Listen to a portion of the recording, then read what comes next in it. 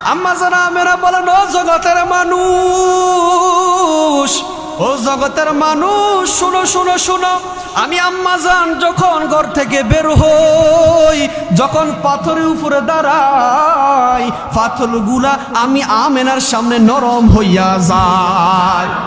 আমি পাথরকে জিজ্ঞাসা করি, ও পাথর, তুমি কেন নরম হইয়া যাও? পাথর ডাক দিয়া বলো, আমেনা, তোমার গর্ভের মধ্যে এমন একজন নবী আছে রে আমেনা, ওই নবী তোমার গর্ভের মধ্যে। আমেনা, আমার নবী যদি, তুমি পাথরের উপরে দাঁড়াইলে পাথর শক্ত, তুমি যদি ব্যথা পাও তাহলে নবী ব্যথা পাবে, এই জন্য আমি পাথর নরম হইয়া গিয়েছি। শুধু তাই নয়, আমার বড়রা কুমিল্লা সুন্নিয়া শেখ রাসুল ভাইয়েরা বাবারা, আম্মাজান আমিনা বলেন, আমি যখন ঘর থেকে বের হই আমার গায়ে থেকে মেশকো আম্বরের গ্যারাম বের হয়। আব্দুল মুত্তালিবের কাছে বিচার গিয়েছে, ও আব্দুল মুত্তালিব, তোমার বৌমা, তোমার তো সন্তান মারা গিয়েছে। মক্কা নগরীতে তখন একটি সময় ছিল যাদের স্বামী মারা যায় তারা সুগন্ধ ব্যবহার করতে পারে না। আব্দুল মুত্তালিবের কাছে বিচার গিয়েছে, ও আব্দুল মুত্তালিব, তোমার বৌমা প্রতিদিন ঘর থেকে বের হইলে কি জানি সুগন্ধ ব্যবহার করে। আব্দুল মুত্তালিব তার বউকে ডাক দিয়া বললেন, ও স্ত্রী আমার, আমার বৌমাকে জিজ্ঞাসা করো সে কি ব্যবহার করে। বৌমা ডাক দিয়া বললেন, আব্দুল্লাহর আম্মা ডাক দিয়া বললেন, ও বৌমা, তুমি কি ব্যবহার করো?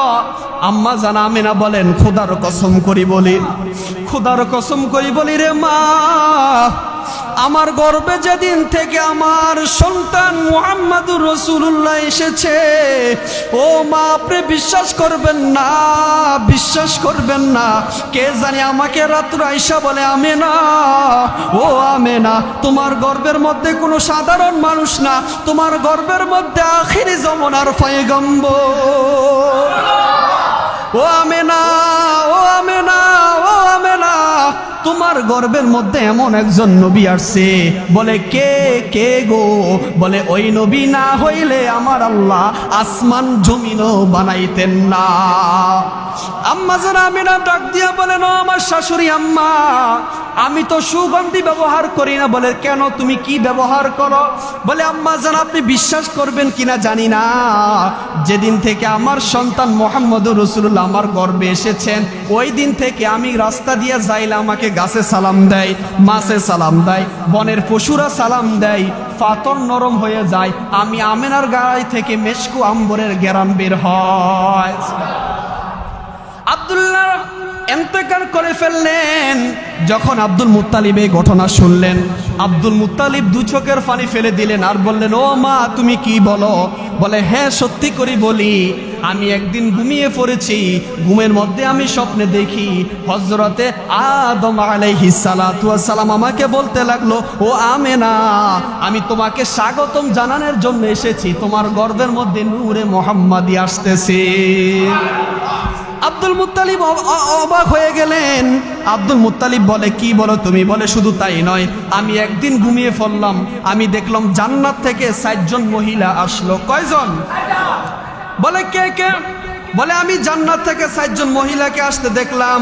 বলে, কেন তারা এসেছে? বলে, আমি দেখলাম তারা আসার কারণ হলো তারা আমাকে সুসংবাদ দিয়েছে যে আমার গর্ভ থেকে নূরে মুহাম্মাদি আসবে। 1 নম্বর হলো মা হাওয়া আলাইহিস সালাতু ওয়াস সালাম, 2 নম্বর হলো আসিয়া, ফেরাউনের স্ত্রী আসিয়া, 3 নম্বর হলো মরিয়ম, 4 নম্বর হলো হাজেরা। সুবহানাল্লাহ।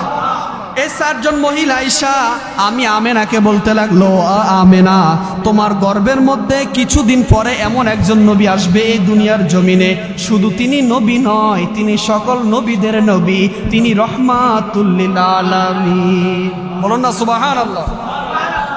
আব্দুল মুত্তালিব যখন এই ঘটনা শুনলেন, আব্দুল মুত্তালিব 2 চোখের পানি ফেলতেছে আর বলে, বৌমা, তুমি কি বলো? বলে, হ্যাঁ, আমি সঠিক কথা বলেছি। বলে, আমি যখন ঘুমাইতে যাই, কে জানি আমাকে স্বপ্নে যুগ আইসা বলে, ও আমেনা, কিছুদিন পরে তোমার গর্ভ থেকে এমন একজন নবী আসতেছে। বলে, কে?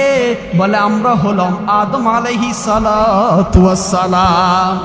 যে নবী দুনিয়াতে আসার আগে আদম নবী আয়েশা সুসংবাদ দেয়, যে নবী দুনিয়াতে আসার আগে মা হাওয়া আসে, হাজেরা আসে, মরিয়ম আসে, আসিয়া আসে, বলেন ওই নবী কি সাধারণ নবী? আল্লাহ বলেন, আমি আল্লাহ যদি আমার বন্ধুকে না বানাইতাম তাহলে দুনিয়া বানাইতাম না। বলে কেন? বলে আমি আদম নবীকে বানাইলাম, আদম নবীকে বানানোর পর আমি তার ভিতরে রুহু দিলাম, তার ভিতরে রুহু যায় না, যে মাত্র নূরে মোহাম্মদী দিলাম, আমার নবীজির কালিমা যে মাত্র তার ভিতরে দিলাম, রুহু প্রবেশ করতে লাগলো। আল্লাহ। আমার প্রিয় কুমিল্লা বড়ুরার মুসলমান ভাইরা শুনেন, আল্লাহ রাব্বুল আলামিন এখানে কোনো কাফেরের কথা বলেন নাই, আল্লাহ রাব্বুল আলামিন এখানে কোনো মুনাফিকদের কথা বলেন নাই। আল্লাহ রাব্বুল আলামিন বলেছেন, নবী আপনি উম্মতদেরকে জানিয়ে দেন, কুল বিফাদুলিল্লাহি ওয়া বিরহমাতিহি, তারা যদি আমি আল্লাহর পক্ষ হতে ফজল পায় এবং রহমত যদি পায়, তারা যেন খুশি উদযাপন করে।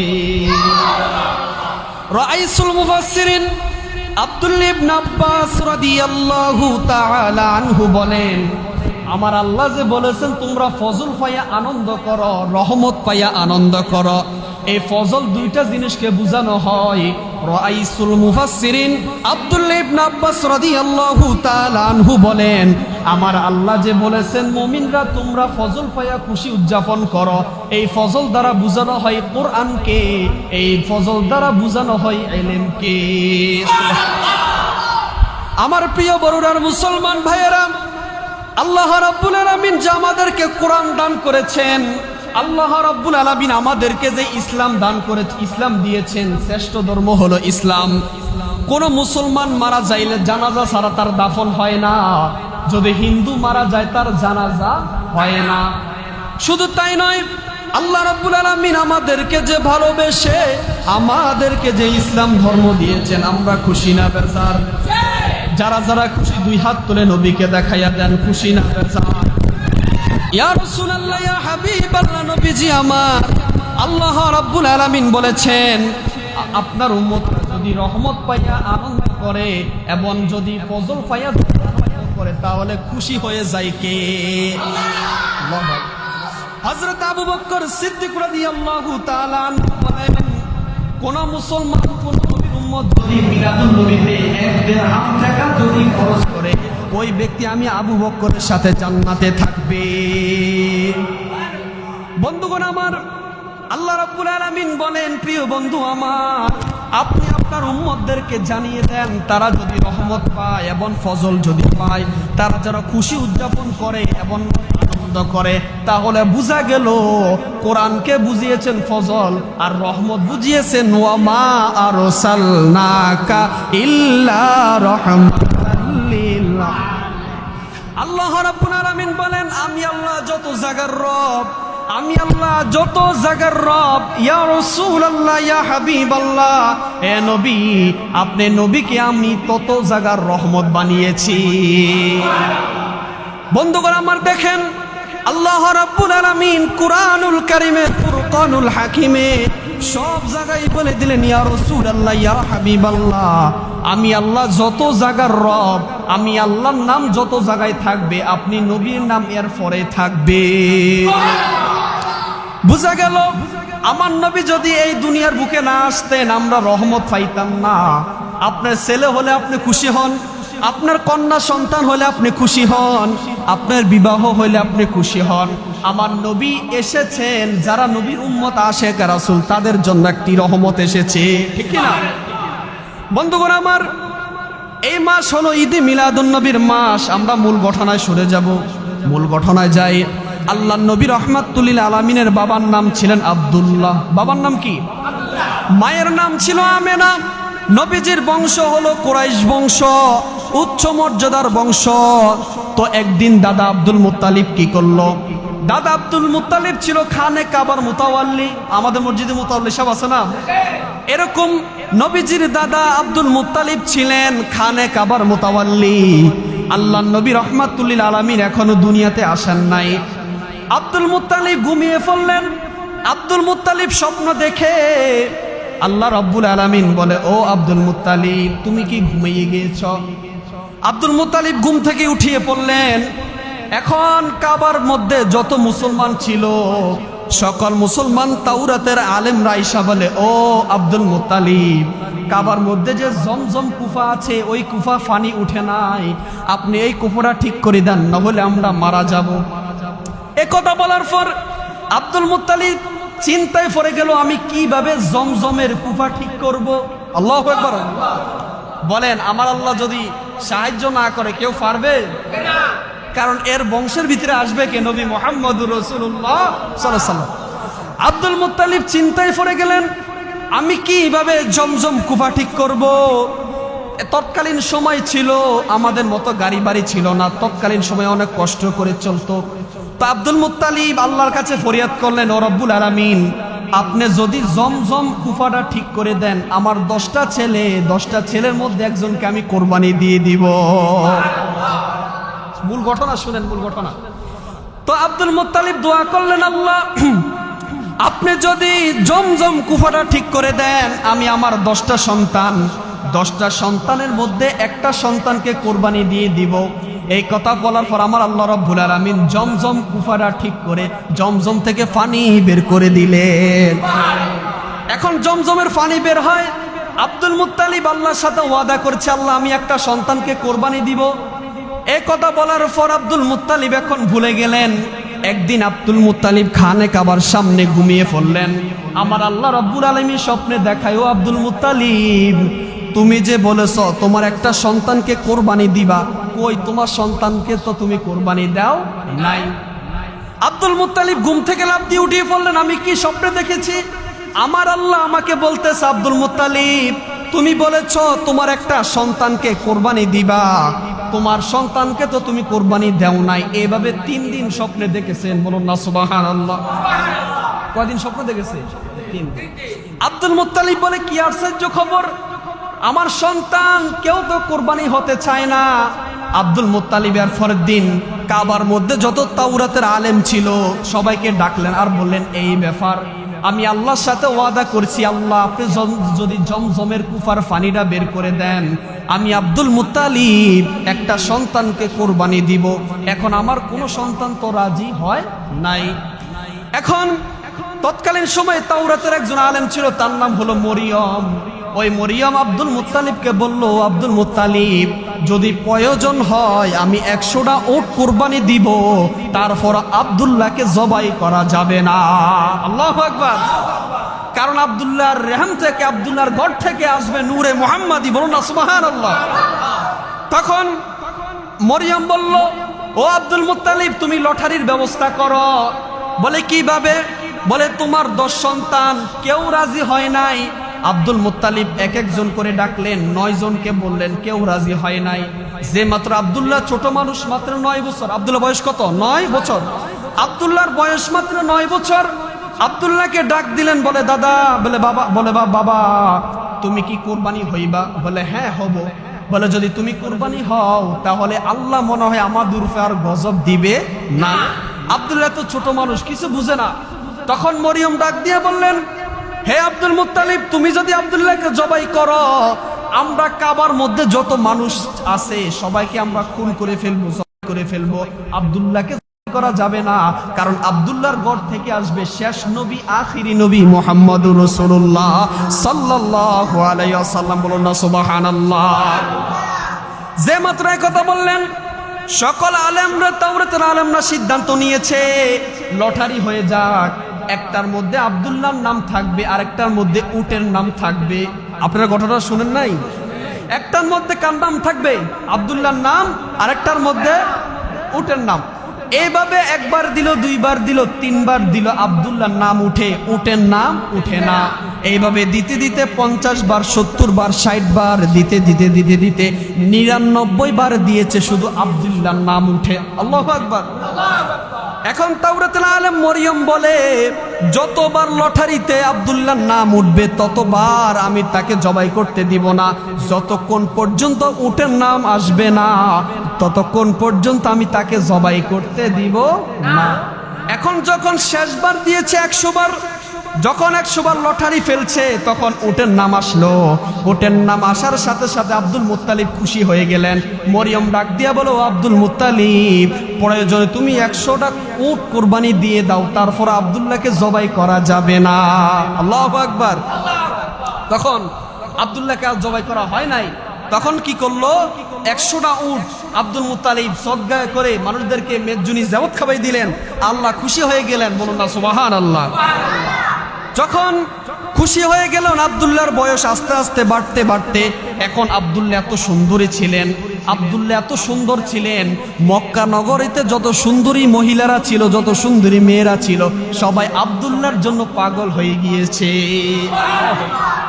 মরিয়ম একদিন আব্দুল্লাহকে ডেকে বলে, আব্দুল্লাহ, আমি তোমাকে বিবাহ করতে চাই।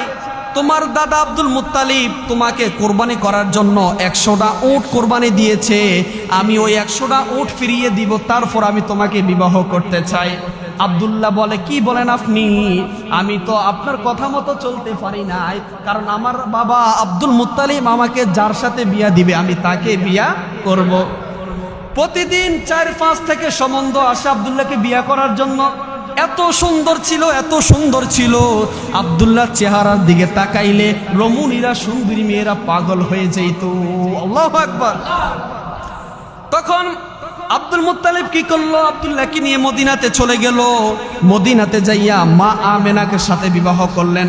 মা আমেনার সাথে বিবাহ দেওয়ার পর যখন আমার নবীজি আমেনার গর্ভে আসলেন, মাত্র 6 মাস। কয় মাস? আব্দুল্লাহ সিরিয়াতে গেছেন ব্যবসার জন্য। হঠাৎ অসুস্থ হয়ে আব্দুল্লাহ ইন্তেকাল করলেন। বলেন, ইন্না লিল্লাহি ওয়া ইন্না ইলাইহি রাজিউন। আব্দুল্লাহ যখন ইন্তেকাল করলেন, আমেনা এত কষ্ট পেলেন। দেখেন, যদি একটা গর্ভবতী মহিলা স্বামী মারা যায়, ওই মহিলাটা এত অসহায়, এত অসহায় হয়, তার মতো অসহায় মহিলার কেহ নাই। আব্দুল্লাহ যখন মারা গেলেন, ইন্তেকাল করলেন, আম্মাজান আমেনা বললেন, হাইরে আমার স্বামী নাই, কি করব? আস্তে আস্তে যখন বয়স বাড়তে লাগলো, আমার নবীজি পেট মুবারকের মধ্যে যখন নবীজিও বয়স বাড়তে লাগলো, আম্মাজান আয়েশা, আম্মাজান আমেনা, তো আমেনা বলেন, আমি যখন ঘর থেকে বের হই, গাছে আমি আমেনাকে সালাম দেয়। সুবহানাল্লাহ। আম্মাজান আমেনা বলেন, আমার নবী যখন আমার গর্ভে, তখন আমাকে গাছে সালাম দেয়, মাছে সালাম দেয়, বলে, আসসালামু আলাইকা ইয়া আমেনা, আসসালামু আলাইকা ইয়া রাসূলুল্লাহ। বলে, তোমরা আমাকে কেন সালাম দাও? বলে, তোমার গর্ভে আছে নূরে মুহাম্মাদি সাল্লাল্লাহু আলাইহি ওয়াসাল্লাম। বলো না সুবহানাল্লাহ। আর আমাদেরকে দেখলে শয়তানও হাসি মারে, দৌড় দেয়, আছে না নাই? আর আম্মাজান আমেনা বলেন, আমি যখন ঘর থেকে বের হই, খোদার কসম, আম্মাজান আমেনা বলেন, আমি যখন ঘর থেকে বের হই, আমাকে মক্কার কুরাইশ বংশের পশু পাখি মাছেরা পর্যন্ত আমি আমেনাকে সালাম দেয়, স্বাগতম জানায়, হে আমেনা, তোমার গর্ভে কিছুদিন পরে আসতেছে আখিরি জামানার পয়গম্বর, সরকারে দো আলম, নূরে মুজাসসাম, রহমাতুল লিল আলামিন। বলুন না সুবহানাল্লাহ। কেন এনা আমেনাকে সালাম না দিবে? কারণ আমার আল্লাহ বলেন, ওয়া মা আরসালনাকা ইল্লা রাহমাতাল লিল। আল্লাহ বলেন, ও বন্ধু আমার, আমি আল্লাহ যত জায়গার রব, আপনি নবীকে আমি তত জায়গার রহমত হিসাবে প্রেরণ করেছি। যখন আল্লাহ নবীর আম্মা জানা আমেনা বলেন, আমি যখন ঘর থেকে বের হই, আমাকে বনের পশুরা পর্যন্ত সালাম দেয়, মাছেরা সালাম দেয়। এখান দিয়ে মনোযোগ দিয়া শুনেন বাবা। আল্লাহ নবীর আম্মা জান আমেনা বলেন, আমার নবী আমার গর্বে আমি আমেনা দেখতে পেলাম, কে জানি আমাকে রাত্রবেলা আয়েশা বলে, ইয়া আমেনা, কিছুদিন পরে তোমার গর্বে নূরে মুহাম্মাদি আসতেছে। শুধু তাই নয়, বড়ুরার মুসলমান সুন্নি আশিক রাসূলের রে, আম্মা জানা আমেনা বলেন, আমি যখন রাস্তা দিয়ে বের হই, কে জানি আমাকে বলে, ও আমেনা, তুমি এমন একজন মা, যে নবী না হইলে আমি আল্লাহ কিছুই বানাইতাম না। আম্মা জানা আমেনা বলেন, ও জগতের মানুষ, শুনো শুনো, আমার নবী তোমাদের কারো মতো না। কারণ আমি আমেনা যখন আমার নবীকে গর্ভে ধারণ করেছি, আমাকে গাছে সালাম দেয়, মাছে সালাম দেয়, সকল কিছু সালাম দেয়, কারণ আমার ভিতরে এসেছে নূরে মুহাম্মাদি। বলুন না সুবহানাল্লাহ। আম্মা জানা আমেনা বলেন, ও জগতের মানুষ, ও জগতের মানুষ, শুনো শুনো শুনো, আমি আম্মাজান যখন ঘর থেকে বের হই, যখন পাথরের উপরে দাঁড়াই, পাথরগুলা আমি আমেনার সামনে নরম হইয়া যায়। আমি পাথরকে জিজ্ঞাসা করি, ও পাথর তুমি কেন নরম হইয়া যাও? পাথর ডাক দিয়া বলো, আমেনা তোমার গর্ভের মধ্যে এমন একজন নবী আছে রে আমেনা, ওই নবী তোমার গর্ভের মধ্যে আমেনা। আমার নবী যদি, তুমি পাথরের উপরে দাঁড়াইলে পাথর শক্ত, তুমি যদি ব্যথা পাও তাহলে নবী ব্যথা পাবে, এই জন্য আমি পাথর নরম হইয়া গিয়েছি। শুধু তাই নয়, আমার বড়রা কুমিল্লা সুন্নিয়া শেখ রাসূল ভাইয়েরা বাবারা, আম্মাজান আমিনা বলেন, আমি যখন ঘর থেকে বের হই আমার গায়ে থেকে মেশকো আম্বরের ঘ্রাণ বের হয়। আব্দুল মুত্তালিবের কাছে বিচার গিয়েছে, ও আব্দুল মুত্তালিব তোমার বৌমা, তোমার তো সন্তান মারা গিয়েছে। মক্কা নগরীতে তখন একটি সময় ছিল যাদের স্বামী মারা যায় তারা সুগন্ধ ব্যবহার করতে পারে না। আব্দুল মুত্তালিবের কাছে বিচার গিয়েছে, ও আব্দুল মুত্তালিব তোমার বৌমা প্রতিদিন ঘর থেকে বের হইলে কি জানি সুগন্ধ ব্যবহার করে। আব্দুল মুত্তালিব তার বউকে ডাক দিয়া বললেন, ও স্ত্রী আমার বৌমাকে জিজ্ঞাসা করো সে কি ব্যবহার করে। বৌমা ডাক দিয়া বললেন, আব্দুল্লাহর আম্মা ডাক দিয়া বললেন, ও বৌমা তুমি কি ব্যবহার করো?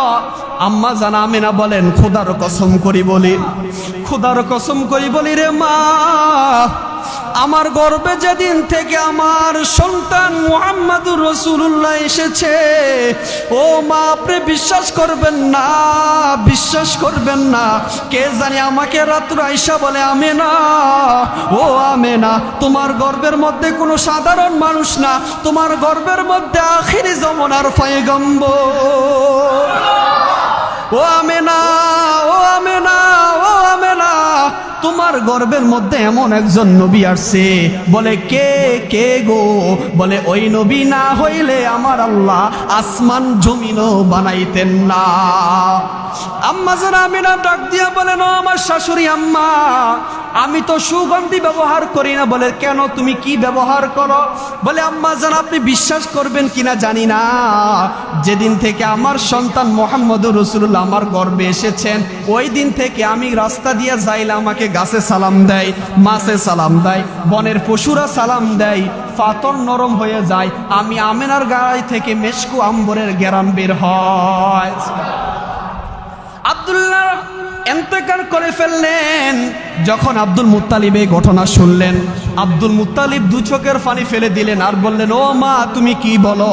বলে হ্যাঁ সত্যি করে বলি, আমি একদিন ঘুমিয়ে পড়েছি, ঘুমের মধ্যে আমি স্বপ্নে দেখি হযরতে আদম আলাইহিস সালাতু ওয়াস সালাম আমাকে বলতে লাগলো, ও আমেনা আমি তোমাকে স্বাগতম জানানোর জন্য এসেছি, তোমার গর্ভের মধ্যে নূরে মুহাম্মাদি আসতেছে। আব্দুল মুত্তালিব অবাক হয়ে গেলেন। আব্দুল মুত্তালিব বলে, কি বলো তুমি? বলে শুধু তাই নয়, আমি একদিন ঘুমিয়ে পড়লাম, আমি দেখলাম জান্নাত থেকে 4 জন মহিলা আসলো। কয়জন? বলে কে কে? বলে আমি জান্নাত থেকে 4 জন মহিলাকে আসতে দেখলাম। বলে কেন তারা এসেছে?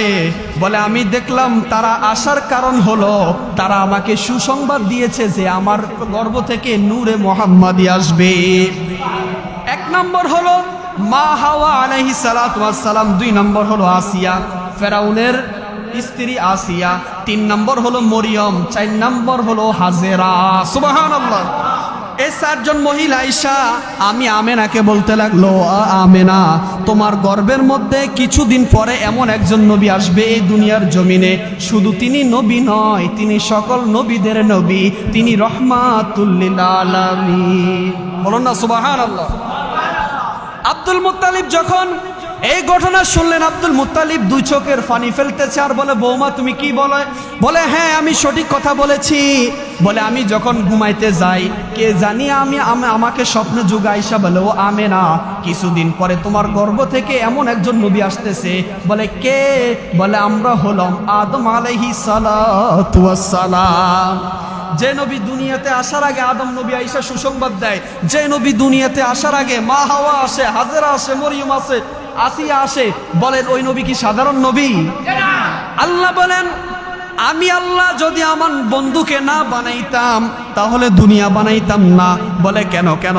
বলে আমি আদম নবীকে বানাইলাম, আদম নবীকে বানানোর পর আমি তার ভিতর রুহু দিলাম, তার ভিতরে রুহু যায় না, যে মাত্র নূরে মোহাম্মদী দিলাম, আমার নবীজির কালিমা যে মাত্র তার ভিতরে দিলাম, রুহু প্রবেশ করতে লাগলো।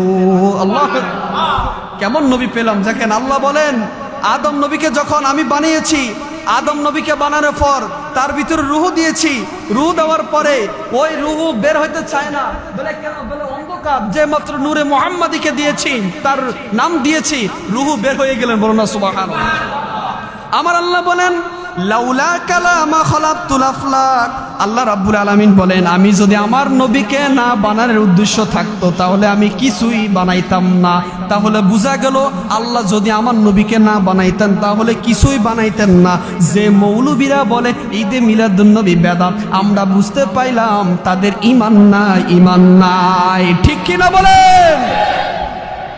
যারা বলে ঈদে মিলাদুন নবী বেদাত, আল্লাহ বলেন কুল বিফাদলিল্লাহি ওয়া বিরহমাতিহি ফাবিযালিকা ফালইফরাহু হুয়া খায়রুম মিম্মা ইয়াজমাউন। বন্ধু আপনি বলে দেন তারা যদি ফজল পায় এবং রহমত পায় তারা যেন খুশি উদযাপন করে। তো আমরা রহমত পেয়েছি আমার নবীকে, আমার নবীকে পেয়ে আমরা খুশি না?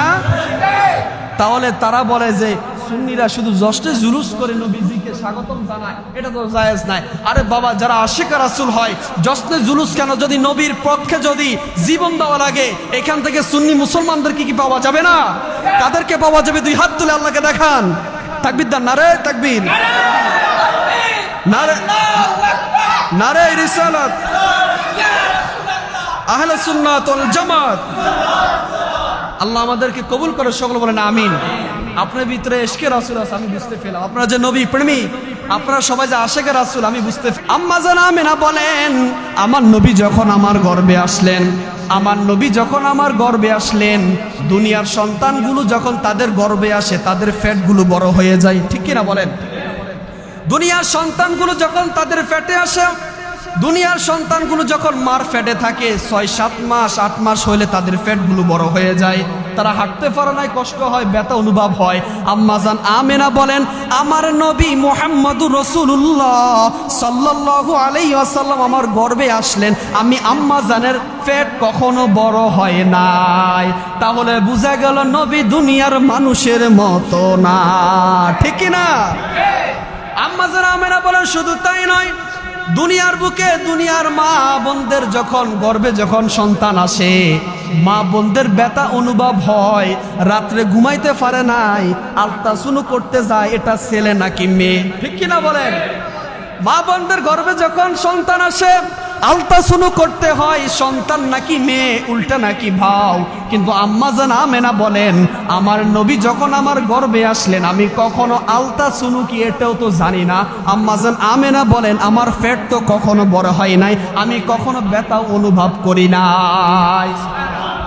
শুধু তাই নয়, আম্মা জান আমেনা বলেন দুনিয়ার বুকে সন্তান যখন আসে, দুনিয়ার বুকে সন্তান আসার সময় রক্ত কত কিছু বের হয়, কিন্তু আমার নবীজি যখন দুনিয়ার বুকে আসলেন, আমার নবীজি আসার সাথে সাথে পাক অবস্থায় আসলেন। শুধু পাক অবস্থা নয়, আমার নবীজি আসার সাথে সাথে সেজদায় পড়ে রব্বি হাবিলি উম্মতি উম্মতি বলে কান্না করে। সুবহানাল্লাহ। আর দুনিয়ার বুকে সন্তান যখন আসে প্রথম কান্না করে, আউ আউ করে, কি করে?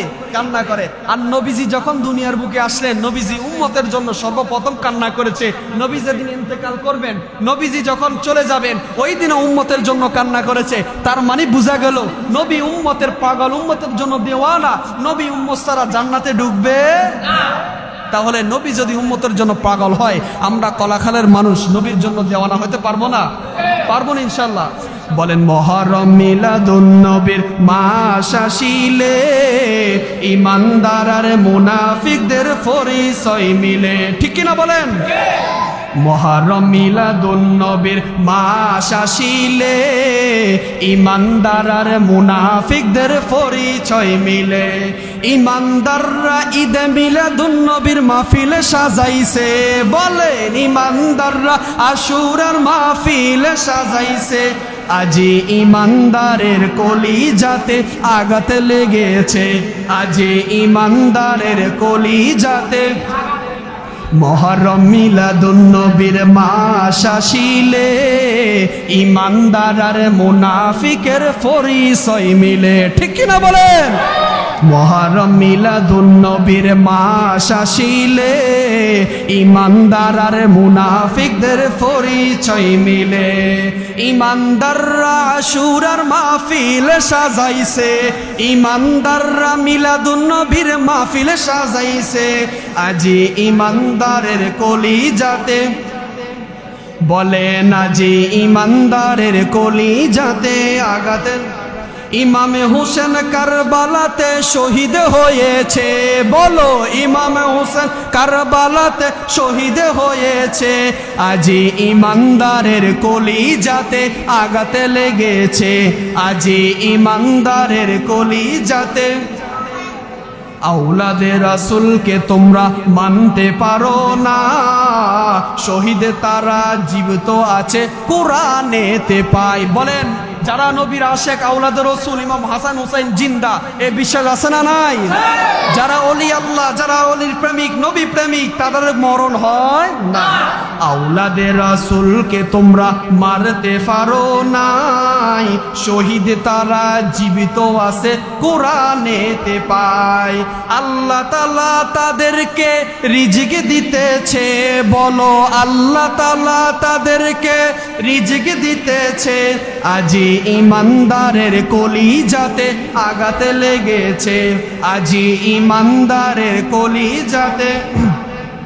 ইমাম মুসলিমের ছেলেরা এতিম অসহায়, টাকার লোভে মুনাফিকরা শহীদ করে দেয়, ঠিক কিনা বলেন? ইমাম মুসলিমের ছেলেদেরকে শহীদ করেছে, মুনাফিক না কাফের? আওয়াজ দিয়ে বলেন মুনাফিক না কাফের? ওই মুনাফিক এখনো 1450 বছর পর আমাদের সমাজে আছে না নাই? ডাইন হাত তুলে বলেন আছে না নাই? বলেন ইমাম মুসলিমের ছেলেরা এতিম অসহায়, টাকার লোভে মুনাফিকরা শহীদ করে দেয়। সেই টাকায় আজ মুনাফিকরা বিক্রি হইতাছে, বলো সেই টাকায় মুনাফিকরা বিক্রি হইতাছে। আজি ইমানদারের কলিজাতে আঘাতে লেগেছে, আজি ইমানদারের কলিজাতে। মহরম মিলাদুন নবীর মাস আসিলে ইমানদার আর মুনাফিকদের পরিচয় মিলে, বলেন ইমানদার আর মুনাফিকদের পরিচয়। আম্মা জান আমেনা বলেন আমি যখন বিকাল বেলা আমার বান্ধবীদেরকে নিয়া কুফার মধ্যে যাই, পানি আনতে যাই, খোদার কসম করি বলি আম্মা জান আমেনা বলেন আমি কুফার মধ্যে নামা লাগে না, আমার নবী আমার গর্ভে থাকাকালীন অবস্থায় কুফার পানি আমার কলসের মধ্যে চলে আসে। এটা কার মুজিজা? আমাদের নবীর। সুবহানাল্লাহ বলবেন না? তো যারা বলে নবী আমাদের মতো, তো তাদের কি ঈমান আছে বলেন? তারা কোন বিভাগে বলে বাবা আমি আপনি প্রস্রাব করলে মানুষ যাইতে পারে না, আমি আপনি পায়খানা করলে মানুষ যাইতে পারে না। উম্মে আইমান বলে আমি নবীজির প্রস্রাব মোবারক পান করে জান্নাতে চলে গিয়েছি। সুবহানাল্লাহ। আম্মা জান আয়েশা বলেন দুনিয়ার মানুষের পায়খানা থেকে গন্ধ কয়, কিন্তু আমার নবী মুহাম্মদুর রাসূলুল্লাহ একদিন পায়খানা মোবারক করেছেন, আমি যাইয়া দেখতেছি যে আমার নবীজির পায়খানা মোবারক কেমন। আম্মা জান আয়েশা বলেন আমি যখন আমার নবীজির পায়খানা মোবারক দেখতে গেলাম, আমি দেখি নবীজির পায়খানা মোবারক থেকে মেশক আম্বরে গরম বের হয়। আল্লাহু আকবার বলবেন না? তার মানে বুঝা গেছে আমার নবী দুনিয়ার কাহারো মতো। আম্মা জান আমেনা বলেন আমি যখন কলস নিয়া কুফার মধ্যে যাই, আমি দেখতে পেলাম কুফার মধ্যে কুফার পানিগুলো আমি কলসের মধ্যে চলে আসে। আমার নবীজি যখন 12 রবিউল আউয়াল 570 খ্রিস্টাব্দে 12 রবিউল আউয়াল সুবহে সাদিকের সময় যখন কুরাইশ বংশে মক্কা নগরীতে জন্মগ্রহণ করেন, আমার নবীজি যখন এসেছেন, আমার নবীজি আসার সাথে সাথে মক্কা নগরীতে যত মূর্তি আছিল সকল মূর্তিগুলা ভেঙে পড়ে সেজদায় পড়ে আমার নবীজির জন্য কান্না করে। আল্লাহু আকবার। তার মানে বুঝা গেল মক্কা নগরে আমার নবী এসেছেন, নবী আসার সাথে সাথে মূর্তিগুলা ভেঙে পড়ে সেজদায় পড়ে গেল, কারণ এমন একজন নবী পাইছে মূর্তি বুঝছে, কিন্তু আমরা মুসলমান নামের মুনাফিকরা বুঝি নাই, ঠিক কিনা বলেন? দাড়ি আছে, পাঞ্জাবি আছে, পাগড়ি আছে, জুব্বা আছে, তারা নবীজির শান শুনলে মুখ ঘুরে ফেলে, আছে না নাই? নবীজির নাম শুনলে তাদের মুখের ভিতরে আল্লাহ ঠাড়া ফেলে, এরকম মুখ হয়ে যায়, কালো হয়ে যায়। আজকে ফেসবুকে দেখলাম ব্রাহ্মণবাড়িয়া না কোন জায়গায় বিবাড়িয়া মরা হয়, নবীর আশেকেরা, এখানে যেহেতু ক্যামেরা আছে এটা কালকে ছড়িয়ে পড়বে, নবীর আশেকরা আজকের ঘটনা, ঈদে মিলাদুন নবীর জুলুস করতে বের হয়েছে, কিছু মুসলমান দাড়ি টুপি পাঞ্জেওয়ালা লোক তাদেরকে বাধা দিছে, বলুন না নাউজুবিল্লাহ। নবীর আগমন মিলাদুন নবী উদযাপন করেছে, এই জন্য ব্রাহ্মণবাড়িয়ার লোকেরা নবীর আগমনকে তারা বাধা দিয়েছে, জশ্নে জুলুস করতে দিবে না। আমি আপনাদের কাছে প্রশ্ন, যদি তারা নবীর আশেক হতো, যদি তাদের ভিতরে নবীর ভালোবাসা থাকতো, তাহলে তারা কি কখনো বাধা দিত? আপনি যখন মেম্বরের চেয়ারম্যানের খারান, আপনার নামে স্লোগান দেয়, কি দেয় না? আমার ভাইয়ের চরিত্র ফুলের মতো পবিত্র, তাহলে ওইটা জায়েজ হয়।